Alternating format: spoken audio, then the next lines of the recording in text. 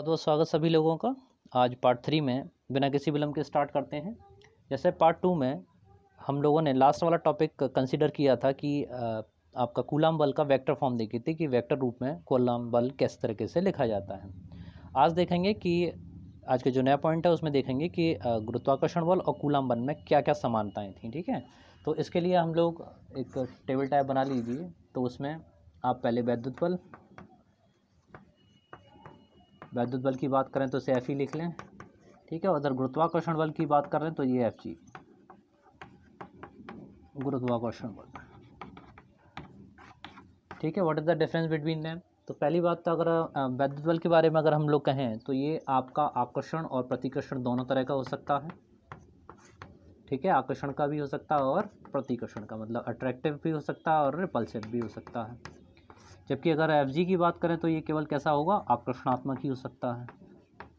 ठीक है, next point पर अगर आते हैं तो सेकंड वाला जो वैद्युत बल है ये आपका डिपेंड करता है मीडियम के ऊपर, माध्यम के ऊपर निर्भर करता है। कहने का मतलब कि दोनों चार्जेस जो रखे हुए हैं उनके बीच का मीडियम क्या है। इन द केस ऑफ गुरुत्वाकर्षण या फिर ग्रेविटेशनल फोर्स, यहाँ पर मीडियम की कोई भी वैल्यू नहीं होती है। ठीक है, माध्यम का इसके ऊपर कोई फैक्टर नहीं पड़ता, चाहे दो पत्थर या दो द्रव्यमान आपके वायु में रखे हुए हों या द्रव में रखे हुए हों, उनके बीच में सेम वही फोर्स काम करता रहेगा, माध्यम पर निर्भर नहीं करता। ठीक है, इनमें से कौन सा बल पावरफुल है, तो आपका हमेशा ध्यान रखिए जो आपका एफ ई है, ठीक है, ये पावरफुल रहता है, F E is greater than F G. अगर प्रोटोन की बात करें यानी पावरफुल कौन सा है आपका, कूलम बल most powerful than the gravitational force. ठीक है, अब ये दोनों के अलग अलग होता है। जैसे कि मान करें कि प्रोटॉन के बीच में अगर आप कूलम बल चेक कर रहे हैं और गुरुत्वाकर्षण फोर्स यानी ग्रेविटेशनल फोर्स चेक कर रहे हैं तो लगभग 10⁻36 टाइम्स होता है। और अगर इलेक्ट्रॉन की बात अगर आप करेंगे तो इलेक्ट्रॉन के लिए इसकी वैल्यू लगभग 10⁻43 टाइम्स गुना होता है, 43। ओके, तो ये थे इनके मेन जो मुख्य जो अंतर थे यानी वैद्युत बल में और गुरुत्वाकर्षण बल में। ठीक है, नेक्स्ट पॉइंट पर आते हैं, इनकी सीमाएं और चेक कर लेते हैं। तो सीमाओं में हम लोग देखते हैं कि जहाँ हम कूलाम नियम की बात करते हैं तो कूलाम का जो नियम है वो 10⁻11 यानी परमाणवीय दूरियों के लिए, या न्यूक्लियर फोर्सेस 10⁻15 के बाद फिर ये फेल हो जाता है। ठीक है, इसकी डिस्टेंस आपकी 10⁻15 के बाद आपका न्यूक्लियर फोर्सेस काम करने लगते हैं, नाभिकीय बल काम करने लगते हैं। तो नाभिक के अंदर ये वाला फोर्स काम नहीं करता। कहने का मतलब ये हुआ कि न्यूक्लियस के अंदर अगर आप कहें कि प्रोटॉन के बीच में क्या कोई कूलाम बल या वैद्युत बल लग रहा है तो ऐसा नहीं होगा। ठीक है ना, वहाँ पर एक नया फोर्स होता है जिसे हम कहते हैं न्यूक्लियर फोर्स या नाभिकीय बल। ओके, ये वहाँ पर काम करना स्टार्ट कर देता है। तो इसकी रेंज जो है आपकी 10⁻15 तक है वैद्युत बल की। ओके, नेक्स्ट पॉइंट पर आते हैं। अगला पॉइंट है आवेश का सतत वितरण। ठीक है, तो आवेश के सतत वितरण में आवेश का सतत वितरण मतलब कंटिन्यूस डिस्ट्रीब्यूशन। तो वितरण का मतलब जैसे समझ में आ रहा है कि बांटना। ठीक है, सतत का मतलब सब जगह एक समान, और किसका, आवेश का। ठीक है, तो आवेश का सभी जगह पर एक समान रूप से फैल जाना या बट जाना। उससे पहले एक कमेंट आया था मंजीत का, उसमें था कि सर ये एनर्जी को, मास को बिना एनर्जी में कन्वर्ट किए कुछ किया जा सकता है या नहीं। ठीक है, तो इसके लिए E=mc²।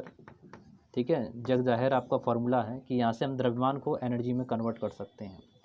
मंजीत का पूछना ये था कि क्या और कोई प्रोसेस है जिसके द्वारा ऐसा किया जा सकता है कि इसको बिना एनर्जी में चेंज करे किसी दूसरे रूप में आप चेंज करें। ठीक है ना, तो ऐसा नहीं हो पाएगा, अभी तक की साइंस में नहीं हो पाएगा। लेकिन हाँ, हमारी अगर हिंदू मैथोलॉजी की बात की जाए तो हिंदू मैथोलॉजी में ये पहले आप देखते होंगे कि ऋषि मुनि जो थे वो अंतर्ध्यान हो जाते थे। ठीक है, यानी मास डायरेक्ट रेडिएशन में कन्वर्ट हो जाता था और फिर दोबारा से रेडिएशन को मास में कन्वर्ट कर लेते थे। ठीक है ना, तो आपने पढ़ रखे हो अगर ग्रंथ वगैरह तो उसमें सीधा सीधा दे रखा है कि अंतर्ध्यान होने वाली जो बात की गई है वो सीधी सीधी वही उसी तरफ इंडिकेट करती है कि मास बिना किसी ऊर्जा में यानी जलाए बिना या उसको हीट में कन्वर्ट करे बिना एक रूप से दूसरे रूप में ट्रांसफ़र किया जा सकता है। लेकिन अभी की साइंस में ऐसा पॉसिबिलिटी नहीं है। लेकिन हाँ, मैं ये आशा करता हूँ क्योंकि फिजिक्स हम लोगों के अंदर है, तो ये आशा ज़रूर करेंगे कि भविष्य में ऐसा कुछ हो कि डायरेक्ट एनर्जी मास विदाउट किसी उसके एक रूप से दूसरे रूप में ट्रांसफ़र हो सके। ठीक है, बहुत अच्छा क्वेश्चन। चलिए स्टार्ट करते हैं, अपने मूल टॉपिक्स पर आ जाएं। तो सतत वितरण की कहानी चल रही थी। सतत वितरण में जैसे आपको बताया कि आवेश जो है वो सभी जगह पर एक समान रूप से फैले, ठीक है ना। इसको 3 रूप से समझा जा सकता है। तो सबसे पहले इसमें हम बात करते हैं आपके रैखिक आवेश वितरण के बारे में। तो नंबर 1 पॉइंट, रेखीय आवेश वितरण। रेखीय आवेश वितरण, ठीक है। तो रेखीय आवेश वितरण जैसे नाम से ही पता चल रहा है कि आपका अगर 3 डायमेंशनल कोई स्पेस ले लिया जाए या पृष्ठ ले लिया जाए, और उस पृष्ठ में आपका ये ओरिजिन यानी मूल बिंदु, यहाँ पर कोई टेस्टिंग चार्ज रखा हुआ है Q0, ठीक है, और इसकी यहाँ से डिस्टेंस r है, r वेक्टर। ठीक इसी तरह से यहाँ पर कोई सीधा या टेढ़ा मुड़ा हुआ आपका कोई L लंबाई का वायर है जिसको धनावेश दिया गया है, पॉजिटिव चार्ज। ओके, अब इस चार्ज की सबसे पहले हम ले लें कि इस पर रेखीय आवेश कितना है, रेखीय आवेश घनत्व कितना है। रेखीय आवेश घनत्व का मतलब ये हुआ कि इसकी प्रति एकांक लंबाई पर जो आवेश है उसको हम दिखाएंगे लैम्डा से। Lambda this is equals to Q upon capital L, ठीक है। अगर किसी सूक्ष्म जगह की बात की जाए, जैसे अगर इसका सूक्ष्म सा अल्पांश लिया जाए और इसकी लंबाई हम केवल कंसीडर करें कितनी, dl,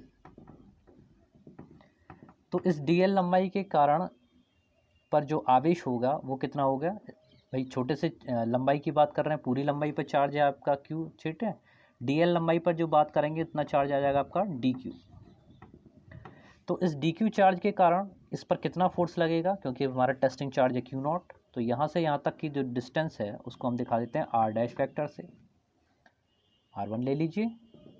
ओके, तो अब यहाँ पर इस डिस्टेंस के कारण कितना फोर्स लगेगा, तो उस फोर्स का वैल्यू अगर आपको पता करना हो तो सबसे पहले सूक्ष्म फोर्स निकालेंगे।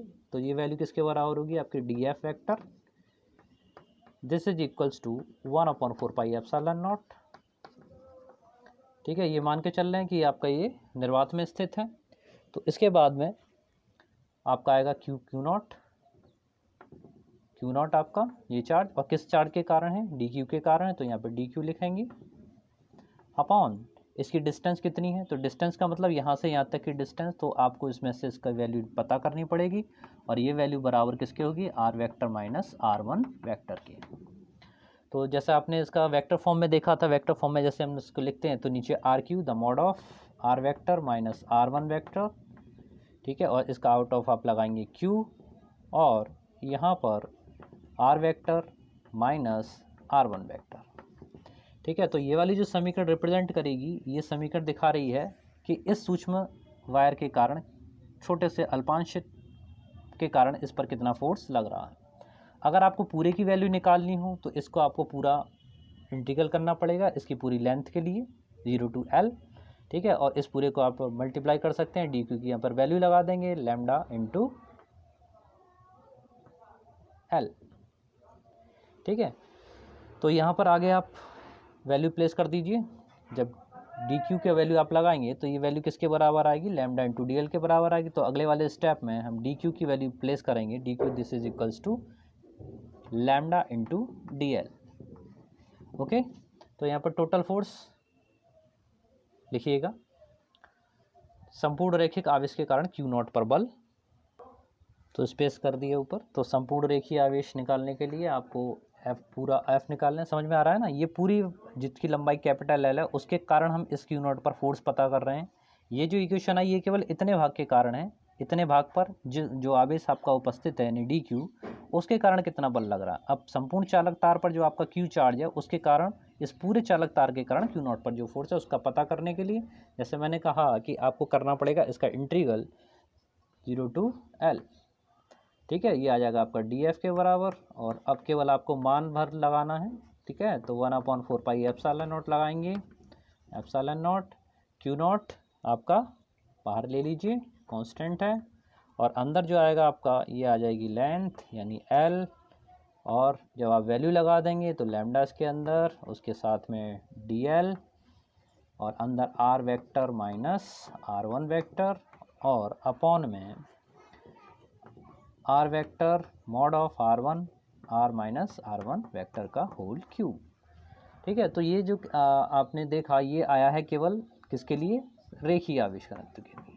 तो रेखीय आवेश घनत्व तो दोनों चीज़ें आपको पता चल गई। रेखीय आवेश घनत्व को एक बार फिर से समझ लीजिए। रेखीय आवेश घनत्व का मतलब है लैम्डा, और लैम्डा की जो वैल्यू बराबर होती है this is equals to Q upon L के होती है। और यहाँ पर मैंने साथ ही साथ ये भी बता दिया कि अगर कोई लेंथ डी एल लंबाई का कोई वायर है या संपूर्ण चालक तार के कारण अगर आपको फोर्स निकालना पड़े तो फोर्स के लिए समीकरण इस प्रकार से दी जाएगी। ठीक है, इसी तरह से हम लोग पृष्ठ के लिए निकालेंगे, यानी पृष्ठ आवेश घनत्व और आयतन आवेश घनत्व। इनको अगले वाले स्टेप में देखते हैं। चलिए सेकंड पर आते हैं, पृष्ठ आवेश घनत्व। सेकंड पॉइंट में जब हम पृष्ठ आवेश घनत्व की बात करते हैं तो यहाँ पर वितरण की बात करेंगे कि एक कोई पृष्ठ है और उस पृष्ठ को एक्स, वाई और जेड, ठीक है, 3 डायमेंशनल फिगर, और इसमें हमने कंसीडर कर लिया किसी एक सरफेस के बारे में। और कैसी सरफेस है कि इसको हमने पूरी तरह से चार्ज दे रखा है, प्लस क्यू, एक समान वितरित है, सब जगह एक जैसा आवेश है, कहीं पर ज़्यादा या कहीं पर कम आवेश नहीं है। ठीक है, देखो मैं धीरे धीरे विस्तार में जा रहा हूँ, तो विस्तार को हम लोगों को नहीं करना है। ठीक है, शॉर्ट में पढ़ना है, क्योंकि रिवीजन का मतलब है कि आप ये सब चीज़ें पहले पढ़ चुके हो। ओके, तो यहाँ पर शॉर्ट ही लेंगे, ज़्यादा विस्तार से करेंगे तो बहुत टाइम चाहिए। ठीक है, तो अब यहाँ पर जब पृष्ठ आवेश घनत्व की बात हम करते हैं तो बात करते हैं इस पृष्ठ आवेश घनत्व को दिखाते हैं सिग्मा से, और sigma this is equals to Q upon area होता है। ओके, और क्यू अपॉन एरिया में अगर किसी सूक्ष्म भाग की बात करें, जैसे उसी तरह से कि अगर कोई सूक्ष्म क्षेत्रफल ले लिया जाए डी ए, और डी ए के कारण कोई परीक्षण चार्ज ले लो यहाँ पर क्यू नॉट, जैसे पहले माना था। ओके, यहाँ ओ से यहाँ तक की डिस्टेंस आपकी आर वेक्टर, और इस पृष्ठ की जो दिशा है या स्थिति सदिश R1 वेक्टर। तो पहले सूक्ष्म भाग के कारण इस पर फोर्स पता कर लीजिए, फिर टोटल इंटीग्रल कर देंगे, उसकी वैल्यू का आप पता कर लेंगे। ठीक वैसे ही जिस तरह से पहला वाला आपको समझाया है, ठीक उसी तरीके से करते जाइएगा, सिर्फ वैल्यू प्लेस करनी है। तो यहाँ पर जैसे ज़्यादा विस्तार में नहीं जाएंगे, तो यहाँ पर सूक्ष्म क्षेत्रफल की अगर बात करें तो डी क्यू की वैल्यू जो होगी वो सिग्मा इंटू डी ए के बराबर होगी। ठीक है, और इस पूरे के कारण जो फोर्स आपका एक्टिवेट होगा, this force will be equal to F vector, आप लगाएंगे 1/4 पाई एप्सिलॉन नॉट, यानी Q naught upon 4 pi epsilon naught. और सरफेस की बात कर रहे हैं, चूँकि सरफेस एस है, सिग्मा आएगा, पृष्ठ आवेश घनत्व तो वही चीज़ आर माइनस R1 वेक्टर, और साथ में यहाँ पर डी ए अपॉन, आपको मॉड करना है आर वेक्टर माइनस R1 का होल क्यू। ये इक्वेशन आपके पास में आएगी जो आपको बताएगी कि इस सरफेस या जो आवेश का वितरण है उसके कारण किसी परीक्षण चार्ज या क्यू नॉट पर कितना फोर्स लगेगा, R1 vector minus R1 vector. ठीक है, ये डिस्टेंस यहाँ से यहाँ तक की, इस पृष्ठ क्षेत्रफल से यहाँ तक क्यू नॉट तक की डिस्टेंस है। तो ये दूसरा पॉइंट आपका होगा पृष्ठ आवेश घनत्व। थर्ड वाले पर आते हैं आयतन आवेश घनत्व के बारे में। आयतन आवेश पर आते हैं तो आयतन के लिए वॉल्यूम की बात करेंगे, और वॉल्यूम जो आवेश घनत्व होता है उसको हम दिखाते हैं रो से, और रो इक्वल्स टू होता है क्यू अपॉन वी, क्योंकि जो आवेश है वो प्रति एकांक आयतन पर एक समान रूप से फैला हुआ है। ठीक उसी तरह से यहाँ पर आप जब बात करेंगे तो किसी वॉल्यूम को दिखा लीजिए। ठीक है, तो वॉल्यूम के लिए यहाँ पर एक मैंने क्यूब ले लिया है। ओके, तो इस क्यूब पर जो चार्ज है वो एक समान रूप से फैला हुआ है, या कोई आप स्फीयर चाहें तो स्फीयर ले सकते हैं, कोई भी वॉल्यूम ले सकते हैं वी का। ठीक है, इसका टोटल वॉल्यूम कितना है वी। उसी तरह से पहले टेस्ट करेंगे क्यू नॉट पर, और वो कब करेंगे जब हम इसके कारण इस क्यू नॉट पर किसी फोर्स का पता कर रहे हो तब। तो सिग्मा से उसको दिखाते हैं, sigma equals to Q upon V. अगर सूक्ष्मता की बात की जाए तो आपका d Q upon d V, यानी किसी सूक्ष्म आयतन में जो आवेश उपस्थित है वो आपका डी क्यू है, और इस डी क्यू आवेश और इस क्यू नॉट के बीच में कितना फोर्स एक्टिवेट है। बाकी सब चीज़ें उसी तरह से इससे पहले वाले में बता चुके हैं। आर वेक्टर या मूल बिंदु से डिस्टेंस है, और इसकी R1 वेक्टर है। ठीक है, तो यहाँ पर जो इसका मान निकलेगा R vector minus R1 vector. तो सिंपल मतलब कि यहाँ से यहाँ तक की दूरी हो गई इतनी, और इनके बीच में फोर्स कितना लग रहा है, तो उसके लिए वही इक्वेशन आपके पास में आएगी, F vector equals to 1/4 pi epsilon naught के की वैल्यू अगर 1 कर दीजिए, माध्यम में रखा हुआ वायु में रखा हुआ है तो क्यू नॉट इंटीग्रल, यहाँ पर आयतन ले रहे हैं, और आयतन जब लेंगे तो यहाँ पर आएगा रो, सब चीज़ें वही हैं, आर माइनस R1 वेक्टर, और ये आ जाएगा आपका d V upon the mod of R minus R1 का होल क्यूब। ठीक है, ज़्यादा विस्तार में नहीं आ रहे, जो वेक्टर का निशान जरूर लगा दीजिएगा।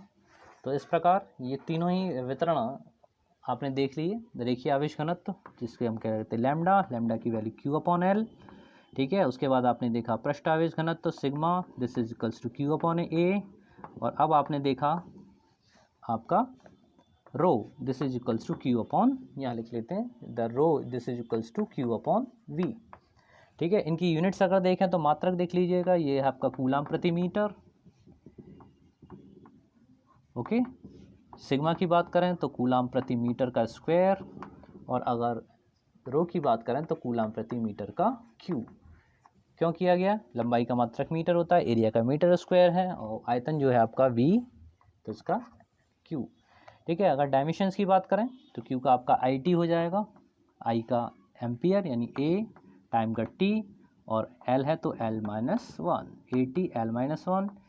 सिग्मा का होगा A T L minus two, और इसी तरह से अगर बात करें रो के बारे में तो इसका dimensions A T L minus three. Okay, तो इस तरह से आपके तीनों ही आवेश घनत्व, पृष्ठीय आवेश घनत्व और रेखीय आवेश घनत्व यहाँ पर समाप्त करते हैं। अगले वाले वीडियो में हम लोग देखेंगे इसका नेक्स्ट पर्पस। ठीक है, वैद्युत क्षेत्र आपका स्टार्ट होगा, और क्योंकि इन सभी का एप्लीकेशन है इसलिए आपको ये बेसिक के रूप में पढ़ना जरूरी थे। तो आप वैद्युत क्षेत्र, वैद्युत बल रेखाओं के साथ में अगले वीडियो में आपके सामने आता हूँ। ठीक है, थैंक यू वेरी मच। जय हिंद, जय भारत।